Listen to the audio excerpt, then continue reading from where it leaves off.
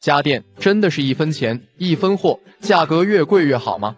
家用电器是我们生活中离不开的刚需，很多人为了追求高品质生活，不惜重金去购买高端家电。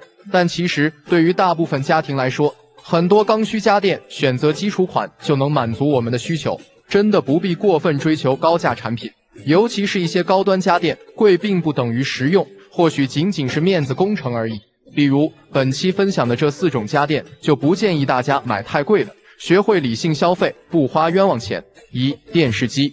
现在的电视机市场产品真的越来越卷，50寸以下机型甚至800块就能入手，但这丝毫不影响高端机型的销售，甚至每年各大厂商还会推出很多新款产品。要说便宜的电视与贵的电视相比，两者的观影体验确实天差地别。上万元的高端机型不仅电视屏幕巨大，而且画质效果更加清晰流畅，同时还拥有高度化智能功能，甚至无需遥控器即可轻松切换节目。但是咱们购买电视前有没有认真想过，你家的电视能看几次呢？随着电子产品的兴起，现在回到家不是躺在床上刷手机，就是玩电脑用平板追剧，除非家里人多的时候才会打开电视烘托一下热闹的气氛。可以说在大多数的时间里，电视机就是家里的一个摆设。所以试问你买那么贵的，要那么多附加功能，到底有何用？小东建议，对于电视使用频率不高的家庭来说，选择基础款就好，没必要为新技术更多功能买单。5000预算范围内挑个大尺寸屏幕的即可，就算平时不看，摆放在客厅也显气派。2. 电热水器。热水器也是家庭生活中不可或缺的家电之一，很多人在选购电热水器时都会陷入纠结，究竟是买价格昂贵的，还是价格相对便宜的？说实话，储水式电热水器已经普及几十年了，技术发展到如今，就算几百块的产品也能满足提供生活热水的基本需求。至于动辄卖到5、6千的高端产品，无非是增加了一些花里胡哨的功能，比如什么智能控制、提前加热、离子除垢等等。虽说听上去很高大上，却在实际生活中却并不常用。再者说，电热水器的使用寿命仅有8年，不管你材料再好，内胆再优秀，超过年限一样报废。而且从节能省电的角度来说，价格高的热水器因为智能功能多，反而会更费电。所以选购时只要关注核心功能和安全性就可以了，千万别被那些炫酷的附加功能所诱惑。小东建议，其实选购电热水器并不难，只要热水输出率不低于 90%， 功率不小于3000瓦，同时具备防漏电保护功能的，满足这3个条件，1、2千块价位的同样是好产品。当然，如果家庭人口多，建议选择储水容量在60升以上的，才能确保充足的热水供应。3. 冰箱。目前市面上的冰箱不仅品牌众多，价格跨度也是高低不一，便宜的只要1、2千元，贵的则要卖到上万元。要说1000多的冰箱和4、5千的冰箱相比，在性能体验方面区别还是蛮大的。太便宜的冰箱不仅容量偏小，制冷技术落后，容易结冰霜外，保鲜效果也是不尽人意。但反观5000块钱的冰箱与上万的冰箱比较，使用上的体验差距可以说是微乎其微。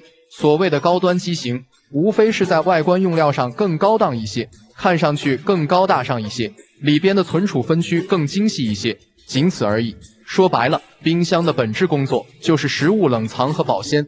虽说上万元的高端冰箱在保鲜技术方面有所提升，但食材放久了还是会出现风干、串味、腐烂等问题。而且冰箱再贵，保鲜技术再先进，也不如菜市场刚买回来的新鲜。所以对于选购冰箱，根本没必要多花钱。小东建议，预算在5000以内的，挑个颜值高的、容量大的，足可以满足日常所需。对于高端冰箱而言，溢价换来所谓的高科技保鲜、智能化体验功能，生活中真的很少会用到。4. 油烟机。要我说，家电行业里最大的智商税就是高端油烟机。这么说吧，厨房烟机发展这么多年，技术方面没见啥突破，但是产品价格却一年比一年高，真是离谱。现在市面上的油烟机几百块的也有，贵的则要卖到6、7千元。我承认，高端油烟机不仅在外观设计上做了升级，同时还增加了一些智能化体验，比如挥手感应、油烟自清洁等，但在排烟性能方面却没有很大改善。对比后你就会发现，价格便宜的烟机同样也能做到大吸力、大风压，与高端烟机相比，性能参数上差异并不明显。也就是说，你花高价购买的高端油烟机，换来的仅仅是外观上的提升以及智能化的便捷体验，仅此而已。但这些花俏的附加功能，对于大部分家庭来说都不实用，选择基础款烟机足可以满足日常需求了。小东建议，选购油烟机真不必追求昂贵的品牌和花哨的功能，只要风量在17米以上，风压大于300帕，噪音值小于65分贝，满足这些性能参数，2000块左右的烟机就非常优秀了。最后想说，无论买任何家电，最重要的还是看实用性。家用电器说白了就是用来方便生活的，不是用来摆设的。所谓的高端家电，很多智能化功能，其实咱们日常生活中根本就用不上，适合自己实际需求的才是最好的，才能让咱们的生活真正便捷舒适。居家过日子离不开家用电器，它们可以帮助我们提高生活质量，解决生活痛点。所以很多人为了追求生活品质，在房子装修好置办家电时，咬咬牙跺跺脚也要选择高端家电。但殊不知，有些电器只有真正体验过才知道使用成本比想象的还高，结果就是进退两难，用也不是，不用也不是，白白花了冤枉钱。比如下面这4种电器就是典型的买得起却用不起。如果家庭不是很富裕的，劝你就不要跟风了。1. 净水器。家用净水器是个好东西，但市场口碑却逐年下降。不是说产品有问题，而是坑人的专用滤芯。为什么很多购买净水器的家庭1年或2年就不再使用了呢？主要原因就是在更换滤芯时才发现使用成本很高，便宜的滤芯也要大几百，有些则要上千元，结果导致很多人买得起净水器，却无法承担高昂的换新费用。网友悠悠岁月，净水器滤芯真心用不济，机器刚买的时候花了4K 多，当初说复合滤芯1年一换，而欧膜700家，今年是第3年，换了2个滤芯，花了1500大洋。滤芯贵就算了，好歹品质跟上啊！第1年用的多，不到11个月就提醒更换滤芯，后面就越用时间越短，出水也慢了，不管用的多不多，到点机器就叫。现在打算买纯净水了。此外，还有一个排水问题也会增加使用成本。就是说，净水器产出2杯纯水，就要排掉1杯废水，太浪费了。综上所述，建议有打算购买净水器的朋友，首选通用滤芯，易于购买且价格透明。每年大概只需200-300元更换滤芯，会大大降低使用成本。专用滤芯的净水器慎选，不然只能任人宰割。2. 洗碗机。洗碗机在前些年基本是年轻人装修的必备家电，几乎家家都有。确实，相比于手动洗碗更干净卫生，还能解放双手。但为啥这几年洗碗机在国内卖不动了？对于没有用过洗碗机的朋友，可能不是太了解。不是说洗碗机买不起，而是洗碗机耗材太贵，使用成本太高了。就是说，洗碗会用到清洗剂，比如什么洗碗筷、洗碗粉、软水盐、洗碗凝珠以及漂洗剂，这些都是洗碗机必不可少的专用耗材，导致无形中增加了很多生活成本。网友有一只小猫叫屁屁，感觉快用不起洗碗机了。买洗碗机之前不清楚使用成本，也没考虑过耗材的价格，现在用下来洗个碗的成本好高，用水用电量明显增加不说，洗碗耗材价格还不便宜，平时一家3口实在有点舍不得用洗碗筷了。网友小卖家自装笔记，不否认洗碗机真的好用，但是洗碗耗材真的好贵啊。本来想趁着双11活动囤洗碗耗材的，可是就算活动买下来也不便宜，实在是囤不起啊。所以说，对于普通家庭，使用洗碗机每年要额外负担大几百元，甚至上千元的生活成本，确实是买得起用不起的电器。3. 壁挂炉。家用壁挂炉估计大多会出现在南方地区，因为北方这边大部分都是集中供暖，而南方地区没有集中供暖，冬天也确实很冷，所以很多家庭会选择壁挂炉自采暖。但是对于不了解的朋友，给大家科普一下，壁挂炉是需要自己买燃气供暖的，虽然可以自己控制启动时间和开关，但真的不省钱，因为运行壁挂炉需要开很高的温度，屋里才会暖和，所以很多安装壁挂炉的家庭吐槽说，它烧气烧的人真是心疼。网友少吃点芝士，自打安装上壁挂炉，一天基本在50块费用，15方燃气左右。开始的时候还记录了几天，每天早上起来都要看一眼支付宝燃气余额，现在不想记了，反正一天至少50块钱的燃气费，太贵了。网友传闻中的大姐大，壁挂炉烧天然气取暖，真的是和烧钱一样啊。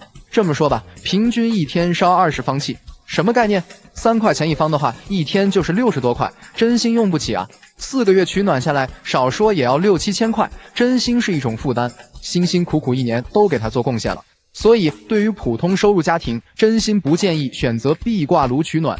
一个冬季下来，最少也要4、5千起步，实在是买得起，用不起。4. 中央空调。家用中央空调与柜挂机空调相比，有着天生的优势。就比如它的美观性和舒适度无可争议。但如果不是别墅或是高档住宅，劝你还是谨慎购买，因为如果是一般家庭，后期的使用成本太高，可能会导致买得起却用不起。这可不是危言耸听。中央空调的使用消耗主要来自2个方面，一方面呢就是它的维修维护成本。要知道，中央空调安装是隐藏在吊顶里，结构也比较复杂，所以也就导致后期不论是维修还是定期维护，难度都很大，费用普遍偏高。网友艾特爱尔兰蓝中央空调维修伤不起啊！今年夏天第一次开起来用，结果没用几天就出故障了，运行不了了，请来售后维修，看了一下，说是主板坏了，更换主板的话费用4000。网友艾特每只猫都是明星，再换房子绝对不装中央空调了。38、9度的天气，竟然压缩机坏了，找厂家维修，告诉我说配件要寄，最少还要坚持3天，维修费加配件费加一起6、7千块，真的有种骂娘的心。另一个方面呢，被网友疯狂吐槽的点就是它的巨大耗电量，电费实在是太贵了。网友艾特大园子新加138平装的中央空调，想着暑假让孩子在家能爽一下，就没太控制用电，装的是1拖4，白天是客厅开着，晚上是卧室开，觉得这能用多少电啊？结果还是给我上了一课，1个月900多的电费，太离谱了。所以说，如果是普通家庭，就不要盲目跟风安装中央空调，选择立式柜机和壁挂空调，不仅成本低，耗电少，也同样能满足夏天制冷和冬天制热的使用需求。以上这4种电器确实提升了我们生活品质，但是它们的使用成本也同样很高，所以奉劝大家切记不要跟风，要贴合自己的实际情况，看到底用还是不用。金出因为看的就是细节。装修前如果没有丰富的经验，建议多看实景案例，可以借鉴别人的成功经验。当然了，多看翻车案例更重要，毕竟别人踩过的坑，往往都是真金白银砸出来的血泪教训。这一期，小东就给大家带来一篇关于卫生间装修的踩坑案例合集，都是来自网友们的真实反馈。认真看完，或许对你帮助很大。1. 不装壁挂马桶。别一看到悬空马桶颜值高就心动，想着不落地，卫生也好搞。我劝你别冲动，壁挂马桶抛开价格贵，款式少不说，关键是施工安装复杂，翻车案例比比皆是，后期漏水也不好维修。网友艾特满心欢喜，啥也不说了，直接看图吧。把壁挂马桶装成这样也是没谁了，原本就是图个卫生无死角，这下好了，全是死角。但也不能完全怪师傅，这个高度我坐上去很合适，但底下一片卫生死角，如果返工抬高5厘米，整个人就会吊坐在马桶上。总结，壁挂马桶就是个坑。网友艾特娇娇的奇妙冒险，千万不要为了颜值选壁挂马桶加隐藏式水箱。入住才2个月就漏水，把邻居家天花板泡了，换了连接件也没解决，只能切砖凿墙，修修补补，看后续情况了，搞得每天都提心吊胆的。小东建议普通家庭别整那些幺蛾子，装个普通落地马桶更实用。追求体验的花和壁挂马桶同样的价格，还不如直接装个智能马桶。2. 不装木门。木门不论多高档，价格多贵，它还是木门。卫生间水汽潮气重，迟早会变形，严重一点的甚至还会掉漆开裂。网友艾特月月家在2楼，木门是装修公司套餐内的，开荒保洁时泡了点水，门框就胀裂了。网友艾特自装人的精神状态真糟糕，后悔选了木门，没入住门框就裂了，就是没看住，油漆师傅往厕所倒水，直接把门框泡坏了。小东建议既要好看又要实用，咱就装个泰美合金玻璃门，美观大气，没有甲醛，关键是不怕潮气和水汽侵蚀，经得起岁月考验。3. 不装石膏板吊顶。搞不懂为啥还有人选择石膏板吊顶，要说论颜值不如蜂窝大板，要说论实用性不如铝扣板，关键时间一久还有发霉起皮的风险。网友艾特可爱小河豚求助21年装修整的石膏板吊顶，现在就是图上的情况，掉皮很严重了，正考虑要不要换成铝扣板。网友艾特小强纠结卫生间装修是用石膏板还是蜂窝大板的朋友，看看我家情况就知道答案了。花大价钱装的石膏板吊顶，才经过2个夏天就发霉脱落了。小东建议，如果是外贸协会的，就闭眼入蜂窝大板，磁吸轨道灯搭配筒灯照明，简约大气，氛围感满满。追求经济实惠，就装铝扣板，防潮不发黄，也方便检修拆卸。4. 不装哑光砖。不可否认，哑光瓷砖确实质感突出，尤其是素色哑光砖搭配环氧彩砂美缝，有种伪微水泥的效果，看上去是好看又很整体。但哑光砖没有釉面，所以不耐脏，难打理，是它的致命缺陷。网友9月是吃猫，当初考虑哑光砖防滑，就一意孤行装了哑光砖，入住后超级后悔。水垢真的太明显，基本2至3天就要用清洁剂去打扫，不然黄黄的，真的不好看。时间长了还擦不掉，懒人慎选啊！网友想自由，我家也是哑光，烦死了，天天拖它都很脏，除非我用清洁剂配合扫帚扫，才能除掉那些脏，扫出来都是黑黑的。正在考虑要不要砸了卫生间重装。小东建议，卫生间更推荐柔光砖，比亮面瓷砖防滑性好，比哑光砖更易打理。但柔光砖千万别图便宜，选柔抛砖，认准肌肤釉面的才是真正的柔光砖。5. 不装台上盆和岩板一体盆。对于挑选卫生间浴室柜台盆，记住2个原则：第一，台下盆要比台上盆好打理；第二，一体盆要比拼接盆好清洁。网友卓卓妈咪受够了台上盆的清洁死角，打胶处发霉，看着也恶心，已经订购了一体台盆，期待中。网友北漂菲菲装修季，装修最后悔的就是装了岩板洗手盆。所谓的一体，实际上就是拼接的，边角处都是卫生死角，污渍很难清洁干净，才用了半年就显得很旧很旧的。小东建议，过来人经验，卫生间洗漱盆最佳选择还是陶瓷一体盆，釉面光滑不积水，好清洁。真正的一体式不存在掉落风险。6. 不装单板面瓷砖。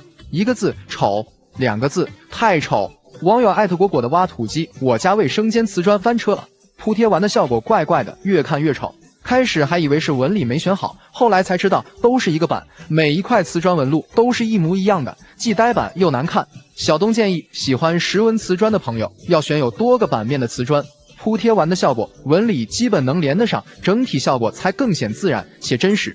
7. 不装黑色花洒和龙头。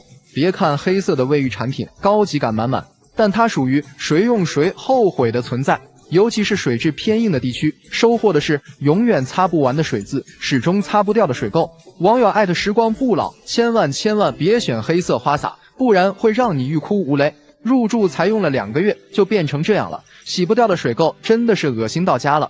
网友来笑笑，当初被黑色的水龙头颜值种草，现在发现真的很坑，污垢水渍特别严重，有的擦都擦干净，用清洁剂使劲擦还会掉漆。小东建议，除非你家装了全屋软水，不然就千万避坑黑色卫浴。花洒、龙头推荐大家首选白色或枪灰色。8. 不装智能镜。所谓的网红智能镜真的很鸡肋，整天连着电源耗着电不说，镜灯的亮度也很微弱，做单独照明根本不够。网友甜圈，家人们千万避坑多功能网红智能镜，别选镜灯暗也就算了，除雾功能也很鸡肋。洗完澡发现玻璃上全是雾气，就开了除雾功能，至少5分钟，结果就是巴掌般大小的效果，被气笑了。小东建议，智能镜真不如普通镜柜实用，别花那冤枉钱。有化妆需求就选普通镜子，搭配独立镜前灯，照明亮度够，成本还低。9. 淋浴房不装大理石拉槽。我承认做大理石淋浴房的优点，大气防滑且排水通畅，但真的很难打理，特显脏，也是它的致命伤。网友小爱家装修日记，下套房装修绝对不会再选大理石淋浴房了，拉槽不好清理，缝里面绝对是藏污纳垢的好地方。其次，反碱严重，洗完澡不及时擦干，大理石表面会形成反碱斑，很难清洁干净。小东建议，卫生间推荐做下沉式淋浴区，颜值更高，也便于打理，高度2厘米，还不会绊脚。10. 不装砌墙壁龛。卫生间做淋浴房壁龛，大多数是为了包下水管，空间不浪费，而不是通过凿墙挖洞得来的。网友手可摘星辰，当初不听工头的劝，非要砌墙凿壁龛，本就不大的卫生间，面积还被压缩了，洗澡时想转个身都费劲。关键是我本身也不是啥勤快人，做不到每次洗好澡都要收拾一遍壁龛。好家伙，囤积的水直接臭了。奉劝大家，若不是万不得已，千万别凿壁龛。小东建议，卫生间不需要包下水管的，千万别特意砌墙做壁龛，浪费钱不说，还不实用。不如装个普通置物收纳架，安装灵活，不占空间，成本更低，也好打理，实用才是王道。现如今，在快节奏、高压力的生活之下，能够拥有一个舒适且高质量的睡眠环境，应该是很多人梦寐以求的事情。毕竟，良好的睡眠质量不仅可以帮助缓解自身的疲劳，更能带来一整天的精气神儿。但是有一说一，影响睡眠的因素，除了床的质量以及卧室的整体环境外，其实床的摆放位置也是很有讲究的。关于卧室床的摆放，还流传这样一句俗语：床靠三面墙，家人病殃殃。虽然听上去有些迷信，但却是老一辈的经验教训。下面就带大家了解一下，究竟是哪三面墙不能靠着卧室床，到底有什么讲究？面对着卧室门的墙，为什么不建议卧室门是对着床的呢？咱们先抛开风水和很玄学的道理不谈，就是单从生活习惯上来说，至少有2大弊端，看看我说的对不对。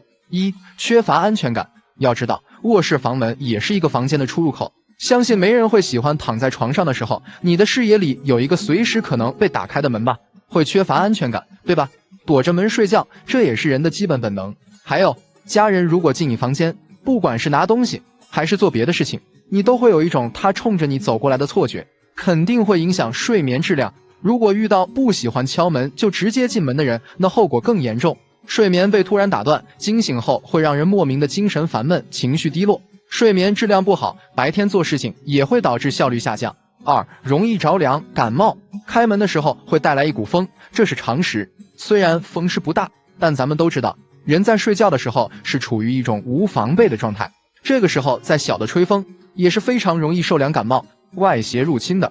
所以说，如果门是正对着你的床头的话，长期睡在这里的人容易头晕头痛，白天精神恍惚，做事情处理问题的时候也容易做出一些糊涂的判断。建议，如果你家卧室比较小，床无论怎么摆放，这个门都是会冲着它一点的话，咱们就尽量让这个门冲着床尾，而不要冲着床头，靠着窗户的墙。现在的住房只要不是地下室，卧室里都会有窗户，窗户不仅仅能够让室内空气流通，还能给房间带来温暖的阳光。那为什么床头不能靠着窗户摆放呢？咱们从房间布局和家装设计角度来说一说。我总结了，至少有3大问题不可避免。其一，如果是床头对着窗户的这种布局，第一个问题就是床头容易跟窗帘打架，这是不可避免的。那如何解决呢？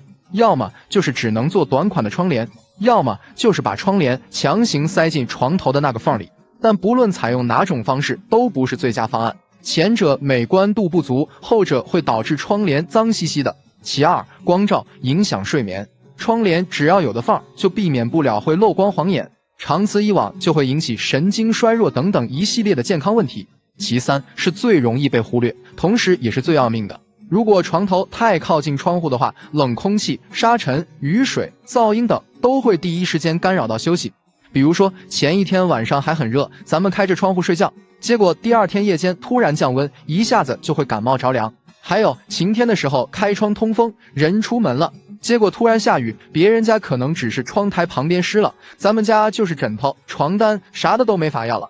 所以说，不管是从家装实用性角度，还是健康睡眠的角度，都不建议床对着窗户。建议，如果说咱们房间布局实在是局促，没办法调整，只能这么摆的话，给你2点小建议。首先，做好遮光，尽量选择透光率低的窗帘。其次，窗户开启扇，尽量选择内开内导窗，内导窗防雨水、防沙尘的效果更好。靠近卫生间的墙，为什么也不建议摆放床呢？如果说卧室床太靠近厕所的话，睡眠质量同样会带来一些不好的影响。比如下面这2点，很多人都感同身受。第一，噪音声太大。咱们都知道，卫生间里一般都有密集的下水管道，就算自己不用，也会有较大的水流声。偶尔一次没什么，天天听就是典型的噪音了。再有，如果卫生间隔音太差，半夜冲马桶还会给家人吵醒，搞不好还会吵一架。第二，异味和潮湿。毫无疑问，家里的卫生间不仅环境差，密封性也差，很多户型的卫生间还是暗卫，空气不能流通，所以即使是定期清洁打扫，也避免不了潮湿、异味、细菌等问题。尤其是床头对着厕所，很容易让卫生间的湿气传到床上，长期睡潮湿的床也容易滋生细菌和螨虫，对我们的健康很不利。另外，床太靠近厕所，长期受卫生间异味和浊气的侵蚀，也很容易影响心情，导致身体状态不佳，容易生病。所以，作为卧室休息的床，自然要离靠近卫生间一面的墙，尽可能的远一些，也能避免各种不必要的麻烦。建议，如果说卧室布局避免不了床头靠着卫生间，那建议尽量做一个床头靠背，比如装饰背景墙或是柜体，这些都是可以解决床靠卫生间的避讳。如果是床对着卫生间的格局，建议加一堵假墙或是柜子，可以解决厕所门不直对床。综上所述，卧室床的摆放虽然看上去是一件小事，但却对我们的睡眠有着方方面面的影响。换句话说，家装无小事，居家过日子，有一个舒适的环境还是很有必要的。根据家居风水建议，床的摆放相对选择一个干净且阳光充足的位置，更有利于营造一个健康和积极的氛围。不可否认，如果是买生活小物，往往可以随心所欲，因为即使决策失误，也不会造成很大的麻烦，无非是浪费点小钱，忍痛丢掉罢了。但如果是给家里添置大件物品，不管是家具还是家电，都需要谨慎一点，因为一旦买到不实用的大垃圾，就会变得进退两难。直接丢掉，浪费钱不说，也心疼；留着吧，又不好用，还占地方。比如本期分享的这8样，就是典型的家居大垃圾。听劝，咱就别再往家搬了。1. 长绒地毯，大家对于地毯难打理的错误认知，都是拜它所赐。视觉的蓬松感，柔软的舒适度，依托于这种天然的卖相优势，直到今天还有很大的市场，但基本用过的人都不会再用了。很多人口中难打理、长虫的地毯，其实说的就是长毛地毯。网友艾特小赖熊，我买过长毛的，半个月没洗，里边黑的污垢，头发啥都有，想拿去洗，还结块，恶心的直接丢了。网友艾特爱吃香菜，谁能理解家里有长毛地毯的痛苦？不能机洗，只能手洗，真的好累。关键句能藏垃圾，虽然好看，但要一直清理，烦死。2. 按摩椅，不是说按摩椅不好用，只是功能太单一，闲置率高。不信的话，你去二手转让平台搜一搜，大多数都是8、9成新，甚至几乎全新的在转手。所以，如果你是3分钟热度的宝宝，劝你别买，因为浪费钱。对于大多数人来说，当新鲜感褪去，也就忽略了它的存在，最终沦为堆放衣服的地方，关键还吃灰占地方。网友艾特二宝妈，丽姐，我加斥巨资买的按摩椅是老公过生日指定要的礼物，如今入住我家2年多了，就买回来第1个月，用了10几次，现在是扔不了，也卖不掉，成天堆衣服，还特别占地方。3. 消毒柜被网友戏称为厨房里最没用的电器，因为使用次数比任何电器都要少。毕竟家是私人场所，又不是酒店、饭庄，平时吃饭的碗筷基本上都是天天洗，真的没什么消毒的必要。最终花2、3千买的大件电器，也只能沦为碗篮、碗柜用，鸡肋得很。网友艾特山西酱醋茶，我家消毒柜装了3年，用了不到3次，一点不夸张。就算是疫情期间都没用，反而是用开水消毒来的实在。网友艾特鸭梨，2000多的消毒柜彻底沦为了碗篮。没装洗碗机后不后悔不知道，装了消毒柜超级后悔。这玩意还不如碗篮实用，放刚洗好的碗，水会直接漏在地上，还得拖地。4. 洗烘一体机，号称集洗衣和烘干功能于一体的洗衣机，看似高级，节省空间，真正用起来那叫一个扎心。想必大多数人用过一次就知道它的弊端，干衣功能太鸡肋。比如8公斤的洗烘一体机只能烘干3公斤的衣服，想象中洗完衣服直接烘干的场景根本不存在。还有不少用户吐槽，烘干后的衣服表面都是皱巴巴的，对衣服面料伤害极大。网友艾特恩小童鞋，听劝不要买洗烘一体机，会变得不行。烘干要很久，薄的内衣裤打理1个半小时，晒微多一点的衣服外套要烘3、4个小时，甚至5小时。总结一下，加了烘干功能就算没有，日常保养也变得麻烦，还增加了故障率。鸡肋不说，价格还贵，不如老老实实买个洗衣功能的。5. 吊椅，不要买吊椅，不要买吊椅，不要买吊椅。重要的事情说3遍。这个鸡肋家具常年霸榜，鸡肋榜第1，还常年有人买，真的不理解。或许是它能给人提供一种少有的情绪价值，看到它就有一种很放松、很慵懒的感觉。说到实际体验，不仅不舒服，躺久了还腰疼。此外，还是吃灰占地方的一把好手。真想享受，就去买单人休闲椅，比这玩意实用太多。网友艾特初一大肥，这玩意简直无法吐槽。没买之前心心念念，入手后就后悔。坐着受力不均，极不舒服，关键在上面晃几分钟就晕得想吐，简直鸡肋。网友艾特是小陈呀，阳台吊椅3年了，又大又占地方。终于下定决心白菜价转手了，搬走的瞬间心情都变得不一样了。6. 跑步机。如果要问家庭中最鸡肋的家居用品是什么，一定会有人说是跑步机。没错，众所周知，家庭跑步机的重要功能之一就是挂衣服，当然放鞋子、堆收纳箱也不在话下，所以也被众多网友亲切地称呼为昂贵的衣服架。对了，这些年跑步机的用法也一直在迭代换新，甚至有人开始用它挂腊肠了。网友艾特福宝小皮蛋，我跟你说，跑步机要想不闲置，一定要往大了买。这东西够大就可以晾被单了，非常好用。我有经验，听我的。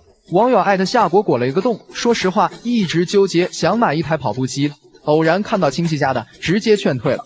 7. 厨房凉霸。别看它名字很霸气，但和空调没半毛钱关系，实际上就是吹风原理，和风扇一样。所以说，如果是夏天暴晒的情况下开启，吹出来的风也是热风，一点降温的作用不起。还有，如果受不了直吹头顶风的，也别买。老妈家之前装了一个，说对着脑壳吹的头疼。另外，如果家里用燃气，风吹下来还会影响火苗，不是变小就是偏的。网友艾特熊熊的家，这玩意儿产出的那点风量，还抵不上它的噪音。关键是吹出来的风和凉完全不沾边。过来人经验，要想厨房降温，就装空调一步到位。网友艾特橙子和汤圆，凉霸妥妥的智商税。入住2年，经历2个夏天，总共用过3次。大夏天在厨房做饭，开个凉霸等同于吹电热风，并且密密麻麻的小孔，还是个藏油渍的高手。含泪总结，除了吸油，别无任何用处。8. 各种小厨电，我敢打赌，大多数家庭的厨房里都会翻出来一堆闲置的小家电，什么早餐机、豆浆机、榨汁机、蒸蛋机、三明治机、酸奶机、煮蛋器等等。商家靠着功能细分的策略，有各种各样的名头让你买单。虽说大部分人都有一颗想成为厨神的心，但实际上每天忙得鸡飞狗跳的，哪有闲暇心情和时间做早饭？所以这些五花八门的厨房小家电，日常能用到的次数真的是屈指可数。网友艾特甜蜜梅子酱都说差生文具多，一个星期做不了1次饭，但小家电可一样不少。空气炸锅扔了，榨汁机扔了，面包机扔了，电磁炉送人了，现在就剩下微波炉和烤箱了。结语：奉劝大家，买任何东西的前提是生活中需要，并且能用得到，而且是经常用，利用率高，这样才会物有所值。千万别冲动消费，花钱买闲置品，放在家里不仅落灰，还占地方。